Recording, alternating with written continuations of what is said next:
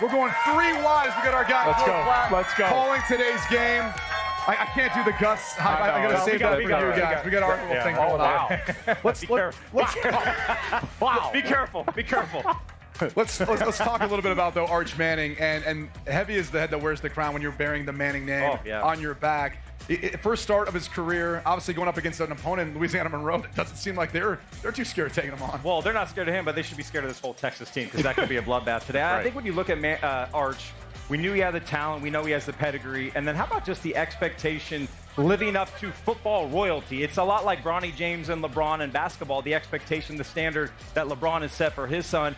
And then all he does, guys, he goes out last week in a meaningful game, four tutties, has a 70-yard touchdown run, shows off like, 21 miles per hour. That was wild. It couldn't have been a better opening script for this tenure, not this year, but when Qiunn leaves, Arch Manning in the future of Texas. Okay, so let's remember now, Qiunn has gotten injured or at least banged up in every season that he's been the quarterback there at Texas. So this was somewhat inevitable, guys. We saw Malik Murphy have to go in last year. He had to win a game against Kansas State that went to overtime. So at some point, Arch is going to have to play meaningful snaps this year for Texas. But that does not change the fact that these 3 truths remain for Qiunn Ewers. 1, he is still the quarterback that can lead Texas potentially to a national championship. He's still a guy that can wind up in New York and possibly win the Heisman Trophy, and he can still play himself into possibly a top 5 pick. All of that is in front of him. That's what Coach Sark has been talking about, and this is still Qiunn Ewers' team.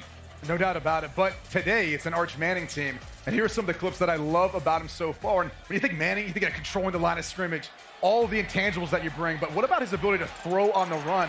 Not saying that we didn't see that from Peyton Eli, just not as much as we've seen it. Look at this little touchdown pass, too. Nifty play by Arch versus Colorado State to open up the season. I've been really impressed. And how about this? Rolling to his left, flips his hips, ball downfield. That's a tough throw to make for us right-handed quarterbacks. And so, to me, he's got all of the tools, all of the intangibles. We know he was raised the right way. That's what stands out the most. What do you have, 67-yard touchdown run? Did you ever run 67 yards? I ran like 32. But can you? The combination of Peyton and Eli in the NFL probably didn't combine more for a couple hundred yards rushing in 30 years. Probably. Here's the crazy thing about that. Arch Manning was clocked going faster than Tyreek Hill has the entire year so far. I'm not saying it's faster. I don't understand all that stuff. Look at this either. Take a look. What are we doing here? Well, first of all, that safety's like, I got him, and then he's just tackling. It doesn't matter. He's got this open field speed like this. By the way, that's pretty wild. It's impressive. We do not know what it's like to run in the open field space like that. The longest I ever ran on a college football field was out of the tunnel. Take a look at Leinart. No, I almost tear my knee right here. I almost tear my knee. Watch out for the right knee.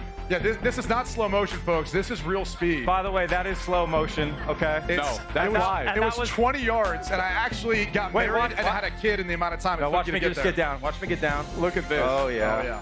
You know what?